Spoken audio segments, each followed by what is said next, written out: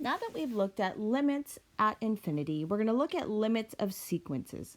Limits of sequences have many of the same properties as limits of functions. For example, consider the sequence whose nth term is a sub n equals 1 over 2 raised to the n. As n increases without bound, the terms of the sequence get closer and closer to 0. And the sequence is said to converge to 0. Using limit notation, this is represented as a limit of 1 over 2 raised to the n as n approaches infinity equals 0. So we're going to take a look at limits of sequences. Now another note is that a sequence that does not converge is said to diverge. For example, the terms of the sequence 1, -1, 1, -1, and 1 oscillate between 1 and -1. The sequence diverges because it does not converge to a unique number. Okay, so you can think about that like sine, for example.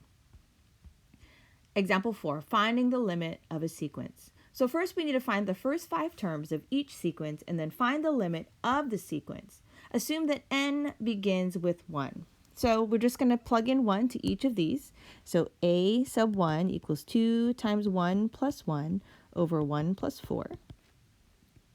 That's going to be 3 over 5. Then a sub 2, you just plug it in. So this is 5 over 6. A sub 3 is 2 times 3 plus 1 over 3 plus 4. So that is 7 over 7, or 1. Then you just continue on. So 2 times 4 plus 1 over 4 plus 4. So this is 9 over 8. And a sub 5 is 2 times 5 plus 1 over 5 plus 4, which is 11 over 9. So those are the first 5 terms, and now we're going to eliminate the limit of the sequence as it approaches infinity. So we're going to write the limit of 2n plus 1 over n plus 4 as n approaches infinity. Now notice that the degree of the numerator and denominator is the same, so then we're just looking at the ratio of the leading coefficients, and so that is just going to be 2. So it is converging at 2. Now, if you need to, you could do this as 2 over n plus 1 over n over n over n plus 4 over n, just like we did in the previous example. If you have a hard time seeing it, that's okay to do that. But hopefully you can, just look at the relationship between the degree of the numerator and denominator to help you out. So let's finish this out. So let's find the first 5 sequences of letter B. And so that's going to be a sub 1 over n squared. So that's 1 squared plus 4. So this is going to be 3 over 5 still. And then the second term, so the numerator is the same as our previous answer here on to A. Then the denominator, let's see, 2 squared plus 4. So this is 5 over 8, a sub 3 over 3 squared plus 4. So this is 7 over 13. Fourth term over 4 squared plus 4. So this is going to be 9 over 20. And our fifth term is going to be 11 over 29. Then we find the limit of 2 to the n plus 1 over n squared plus 4 as n approaches infinity. And so this is going to approach 0, right? So if you write it 2n over n squared plus 1 over n squared over n squared plus 4 over n squared, and we're still trying to find the limit as n approaches infinity. So, this is 1. That is going to be 0. This is going to be 0, and this is also 0, which is why it is 0. The last example, so find the first 5 terms here. So I think you can do that, so let me just do that. So a sub 1, you should get 3 over 4. You just plug it in. A sub 2, you get 9 over 16. A sub 3 would be 19 over 36. A sub 4 would be 33 over 64, and a sub 5 would be 51 over 100.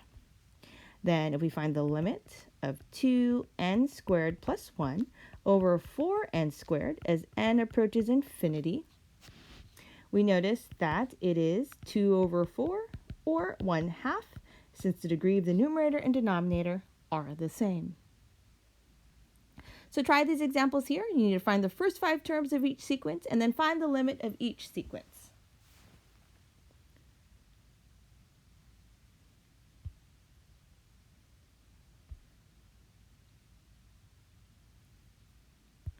So here it is. The first one, you should have gotten 3, 4/3, 1, 6 over 7, and 7 over 9.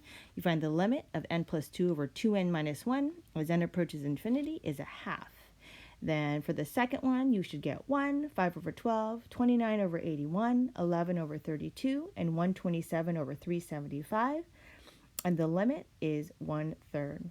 For letter C, you would get 1, 1/3, 5 over 27, 1 over 8, 7 over 75, and then the limit would approach 0.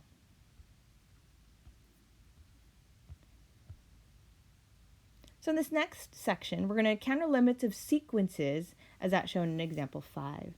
A strategy for evaluating such limits is to begin by writing the nth term in standard rational function form, then determine the limit by comparing the degrees of the numerator and denominator that we did previously. So find the limit of the sequence whose nth term is a sub n equals 8 over n cubed, and then multiply 2n times n plus 1 times 2n plus 1 over 6. So all we're going to do is we're just going to distribute, multiply all the way through, and then evaluate the limit at infinity. So here, we know this is going to be 8n times n plus 1 times 2n plus 1 over 6n cubed. And to simplify it a little bit, let's just reduce these values here, the 2. So 2 goes into 6 and 8, so this is 3, and this is 4. So now we're looking at 4n times n plus 1, 2n plus 1, all over 3n cubed.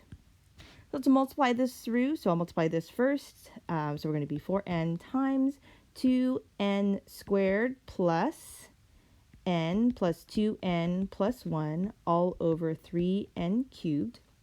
And then we can combine like terms here. So this is going to be 4n times 2n squared plus 3n plus 1 all over 3n cubed.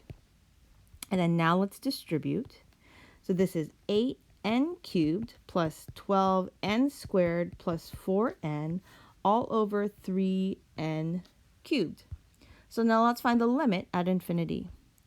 So the limit of 8n cubed plus 12n squared plus 4n over 3n cubed as n approaches infinity.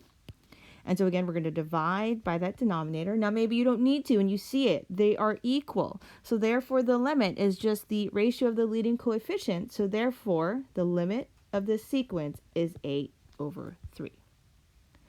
So try these two examples here. Find the limits of this sequence whose nth term is given. So go ahead and multiply it through and then evaluate the limit at infinity.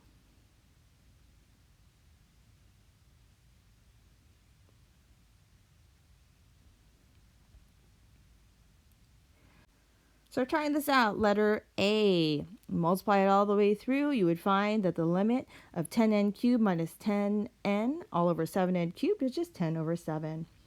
For letter B, so you're multiply this through, you need to get a common denominator, of course. That makes it very nice, so don't forget to do that. And then you will find that the limit of 4n squared minus 4n over 4n squared is going to be 1.